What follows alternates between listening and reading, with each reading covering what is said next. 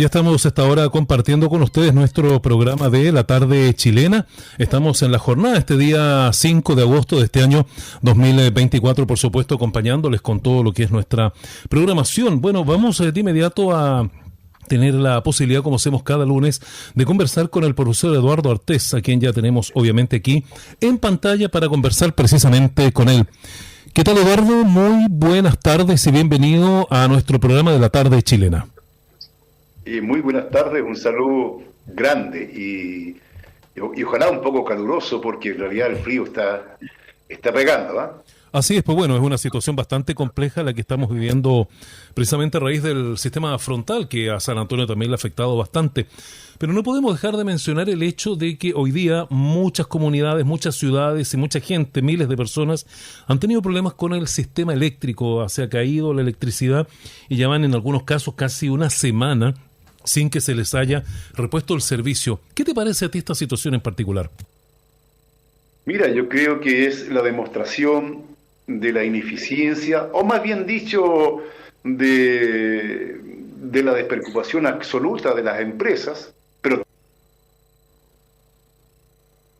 está claro que de cualquier manera hoy día existe la tecnología, ¿no? Porque es prueba evidente que, por ejemplo, en Punta Arenas hay vientos mucho más fuertes que los que hemos tenido acá.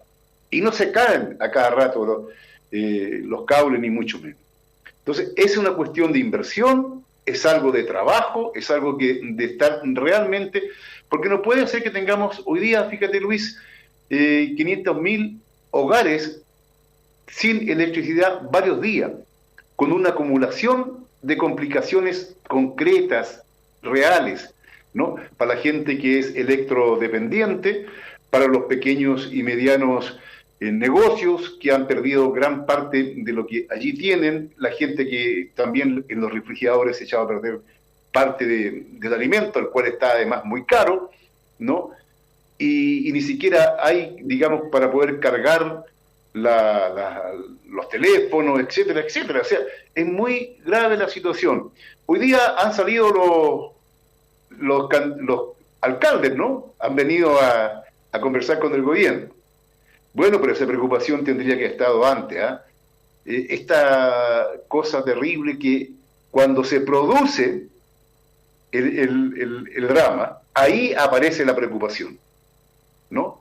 Pero bueno, los inviernos son los inviernos, la naturaleza tiene su propio desarrollo, y yo no creo que este invierno sea uno de los más grandes de toda la historia de Chile, ¿ya? Los que ya tenemos algunos años en los cuerpos, sabemos que hemos tenido otros inviernos mucho más duros que este. Bueno, efectivamente una situación, y según tu criterio, ¿qué podría ser la mejor forma de administrar precisamente lo que es la distribución eléctrica para evitar estos problemas que lamentablemente están ocurriendo? Bueno, el problema está en la ganancia, porque mira, si aquí todo es ganancia, topón y para adentro, tanto las productoras, las que, ¿cómo se llama?, llevan que traen desde la propia central, ¿ya? Y luego la distribuidora. Hay tres momentos. Hay tres tipos de empresas que ganan, ¿no? Y que ganan hartos. Porque es prueba evidente que se ha subido la electricidad. Y se subió por un mal acuerdo que además tenía el Estado, el gobierno con las empresas, ¿no? Porque era de acuerdo al tema del dólar. Y claro, un dólar a 700 pesos es distinto que un dólar a 1.000 pesos.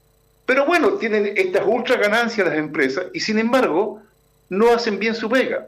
Y el Estado tampoco les exige.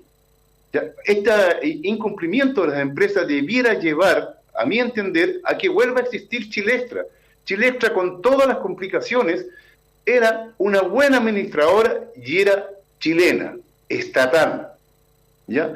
Hubieron movilizaciones, ojo, en San Felipe, Rancagua, Temuco, ¿no? Aquí en la región metropolitana, en distintas comunas, han salido pobladores a tocar las cacerolas, incluso algunos no a hacer barricadas así en términos, no, sino que aprender algunas cosas para calentarse y estar ahí exigiendo la vuelta de la electricidad, ¿ya? Lo cual indica de que el pueblo no está dormido, de que el pueblo está pendiente y está exigiendo que se cumplan con sus derecho, porque la electricidad es un derecho, además que se paga y se paga muy cara.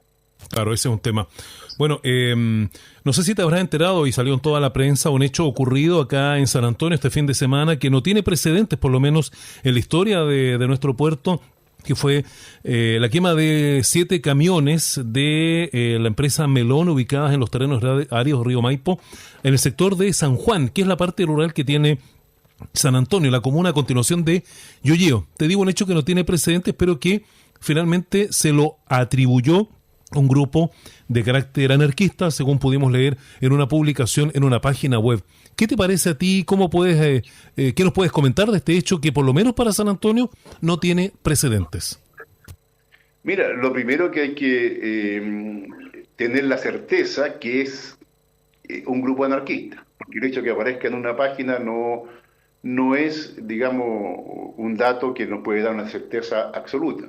Yo leí lo que ellos plantean.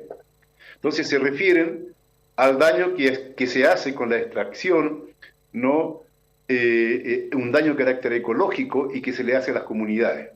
Eso es verdad. Pero ¿cuál es el problema central? Si realmente fuera un grupo anarquista, yo creo que en ese caso es una complicación muy grande porque ellos se quedaron, en este caso en concreto, en el antimaquinismo del siglo XIX. En un momento determinado, las comunidades, los trabajadores, la gente, le echaba la culpa a las máquinas, ¿no?, de lo que eran las complicaciones ambientales, la sobreexplotación, la contaminación, en fin, todo. Y la verdad, las cosas que no son las máquinas, sino que es el uso y el abuso y las grandes ganancias que se obtienen. Entonces, un problema, ¿cómo luchamos desde un punto de vista político para hacer la transformación? Claramente, existe, digamos, en todo lo que signifique actividad extractiva, en los ríos y en todos lados, existe una anarquía absoluta en la forma, ¿no?, y la destrucción del medio ambiente. Porque lo que importa es la ganancia, no importa bien poquito qué pase con los...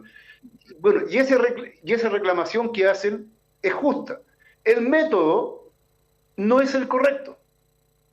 Yo creo que es un método, como digo, ya del siglo XIX, ¿no?, con el antimaquinismo, ¿ya?, que fue superado por la historia, porque indiscutiblemente tenemos que trabajar para cambiar la realidad político-social que nos permita justamente operar sobre la naturaleza de tal manera de que no hacen los daños en forma indiscriminada. Siempre el ser humano actúa sobre la naturaleza porque es parte de la naturaleza misma. Pero cuando solamente está el afán de ganancia y que importa re poquito lo que pase, entonces yo no estoy de acuerdo con ese método, aunque la bandera que se levante puede ser correcta en términos de la necesidad de decir basta de la destrucción del medio ambiente, porque lo que se le hace al medio ambiente se le hace al ser humano. Estamos de acuerdo. Pero ahí estamos con una complicación porque hay que cambiar entonces el modelo social y económico del país.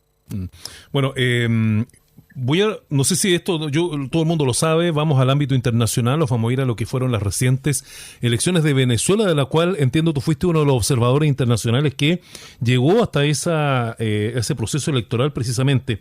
Pero a raíz del tema que se ha dado tras los resultados y las reacciones de los distintos países en el ámbito internacional, fuera de Venezuela, me gustaría que nos dieras también digamos, a conocer tu parecer respecto de lo que ha pasado posteriormente a las elecciones y, digamos, todas las opiniones que distintos presidentes en el sector y también en el mundo han emitido sobre el tema.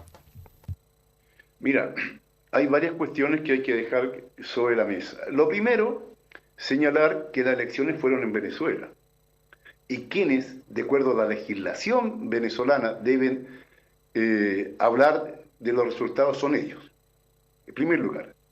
Segundo lugar, el sistema electoral venezolano, porque yo lo vi, estuve allí, ¿no?, está determinado por un carácter plural en el Consejo Nacional Electoral, que es un organismo, es un poder aparte del gobierno, y que está constituido por gente de distinta sensibilidad política, porque son nombrados por la Asamblea Nacional o el Parlamento. Entonces, ahí hay gente que es de derecha, ¿no? Y por lo tanto opositora a Maduro, que forma parte de ese Consejo Nacional Electoral.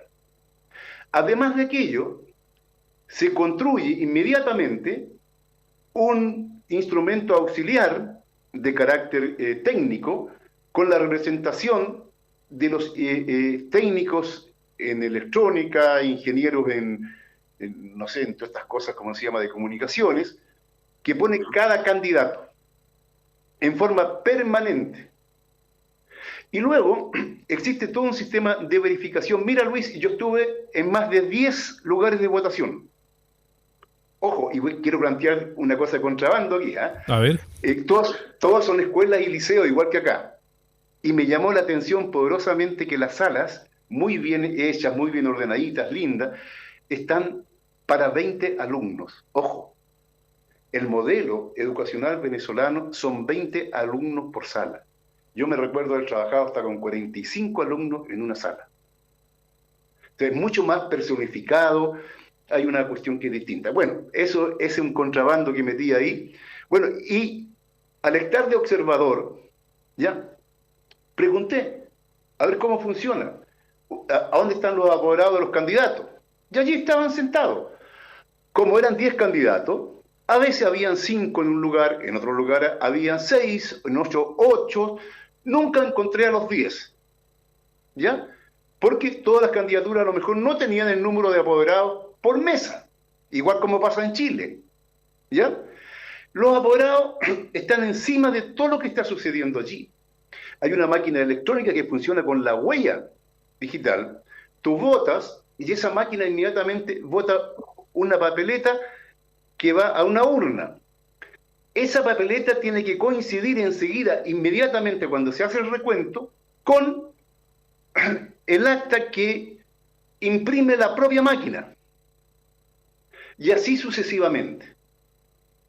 Entonces, las posibilidades de fraude prácticamente son cero. Y te lo digo por qué. Porque se comenzó un sector de la derecha, no toda la derecha. Hay que decirle eso, que de los 9 candidatos opositores a Maduro, 2 solamente son los que dicen que hay fraude. Ni siquiera el presidente de la Fede Cámara, que es el que, por decir así, de la Sociedad Nacional de Fomento de la Producción y el Comercio en Chile, el sector que dio el golpe de Estado, ojo, contra Chávez en su momento. Ni siquiera él dice que hay fraude. Yo me encontré en un momento, porque hubo una ceremonia en que estábamos los observadores, ¿no? Y también estaban los embajadores de distintos países. Entonces estábamos con un grupo chileno y de repente aparece por ahí Jaime Gazmuri, embajador chileno en Venezuela, y nos saluda. Entonces le preguntamos, bueno, ¿cómo ve usted, señor embajador, esto? Entonces él dice, mira, la cosa va a estar muy reñida. Yo creo que puede ganar la oposición, pero no está claro. De cualquier manera el resultado va a ser reñido. Bueno, le digo yo, usted tiene que decir la opinión que tiene el gobierno de Boric, está bien, usted representa eso y entonces tiene que decir que va a ganar la oposición, antes que se hiciera la elección. Entonces le pregunto, pero a ver, una cosa técnica, ¿hay posibilidad de fraude? Estamos hablando del día anterior a la elección. Entonces Jaime Gazmuri me dice, no, ninguna. Y se lo puedo repetir yo a él en la cara. Ya te dijo eso, que no haya ninguna posibilidad de fraude. Así es, él lo dijo y yo a través de esta radio, que le tengo un cariño enorme, lo digo. ¿Ya? O sea, es claramente... Repítelo para que nos quede a todos claros, por favor. Cuando en la conversación, en la bajada, ¿no?, sobre la posibilidad de fraude, un día antes de la elección, en un acto, ¿no?, que me encontré con Jaime Gazmuri junto a otro chileno que estaba ahí, él dice, en la íntima, en la conversación que ahí se dio, que en cuanto a fraude no existe ninguna posibilidad, porque el sistema venezolano era más seguro que el sistema chileno. Eso lo dijo el embajador Jaime Gazmuri, embajador de gobierno de Boric, allá, y nos dijo a nosotros. Y yo puedo repetírselo en la cara porque fue así. ¿Ya? Bueno, ahí estamos en ese hecho. Pero quiero ir a otro hecho, Luis. Yo me quedé 3 días más, 4 días más prácticamente después. Para empezar, estuve en el cierre de campaña. La manifestación de Maduro fue una cosa, pero apoteósica, enorme. La de Edmundo González, que, en fin, que sería el otro candidato, para no hablar de los demás, fue una cosa pequeñita, como quien dice en el barrio alto, igual que se hiciera acá en Las Condes, de no más allá de 10.000 a 15.000 personas. Esto otro estamos hablando de avenidas enormes llenas. Solamente los motoqueros, ya que iban allí, había más de 30.000 motoqueros. Era una cosa interminable. Solamente eso. Bueno, pero además, inmediatamente producidas las elecciones, hubieron algunos conatos, que seguía toda una planificación. Se asaltaron, ¿cómo se llama?, hospitales, se asaltó lugares donde estaban resguardados los alimentos de los CLAP, que es un alimento que se le entrega gratuitamente a los pobladores, cajas de alimentos, para hacer las tiras. Y luego se hicieron algunas barricadas en algunos lugares. Pero eso no fue masivo, no fue el pueblo que salió. Fueron grupos armados y preparados en distintos lados. Esa es la verdad. No prendió eso. Eso continuó enseguida el otro día, pero fundamentalmente en la noche, ¿no? Luego se hizo un acto en el Palacio Miraflores, en el cual yo estuvo Maduro, en fin, etcétera. Y bueno, y nos fuimos caminando. Y no pasaba nada. Es decir, hay una intentona de golpe, porque aquí en el fondo el tema no es Maduro, sino que es el petróleo. No olviden, señores auditores, que estamos en una guerra mundial en este instante prácticamente. Asia Occidental está ardiendo, ¿no? Vean ustedes cómo está la situación en Europa. Hoy día hay casi guerra civil en Inglaterra. Casi guerra civil, ¿no? A donde han salido grupos blancos a golpear a los que son de tez morena, latinos, a los que son africanos, etcétera, etcétera, árabes, en fin. Y ha venido la respuesta de los grupos antifascistas, está pasando en España, está pasando en fin, en Irlanda, ¿no? Hay una situación compleja en todo el planeta. Y entonces, ¿qué es lo que se quiere en el fondo? Maduro, no, ese no es el problema. El problema fundamental aquí es el petróleo. Las principales y más grandes reservas de petróleo que hay en el mundo están en Venezuela. Esa es la realidad. Y en este conflicto de estas características, claro que es importante el petróleo. Entonces, ahora bien, si realmente hubiera una intervención extranjera, como algunos opositores a Maduro piden, eso significaría un baño de sangre en toda América del Sur. Yo creo que va a reactivar eso, todas las guerrillas de la FARC, del Ejército de Liberación Nacional, etcétera, etcétera. En Colombia, guerrillas en Brasil, armaría una situación nueva, levantamiento en todos lados. Sería imposible una intervención militar extranjera, como están proponiendo algunos. No solamente porque los militares y las milicias y gran parte del pueblo venezolano que allí está va a salir a combatir, ¿no? Y que está muy bien armado. No olvidemos nosotros las relaciones militares que tiene con Rusia, con China, con Irán. Pero además, desde un punto de vista económico, ahora Venezuela ingresa al BRIC, con lo cual va a tener justamente una posibilidad de desarrollar sus lazos económicos a niveles increíbles. Fíjate que en este momento Venezuela tiene un crecimiento de un 5% y tiene una inflación de un 1%. O sea, ahora que viene saliendo de toda la crisis, ¿no? Se le viene todo este golpe encima. Yo creo que estamos frente a un golpe de Estado, ¿no? Que no, si uno le cree a los trascendidos, a los que dicen que dijeron, es como creer que hubieron armas de destrucción masiva en Irak, que nunca hubieron. Con eso se inventó la invasión a Irak. Nunca existió en Libia que Gaddafi quería matar a su propio pueblo. Eso significó la invasión a Libia y la destrucción de Libia. Y así suma y sigue en cuanto a estas falsas banderas con las cuales se levantan, ¿no?, para poder, digamos, desarmar a un país. Yo creo que derechamente estamos frente a una situación que es muy delicada, y me llama mucho la atención que el gobierno de Chile no sea capaz, en primer lugar, de ubicar a los observadores chilenos que fuimos. Iban 2 diputados, Marco Enrique Ominami, en fin, la cantidad enorme de gente, ¿no? Pero todos los que íbamos siguiendo la legalidad venezolana.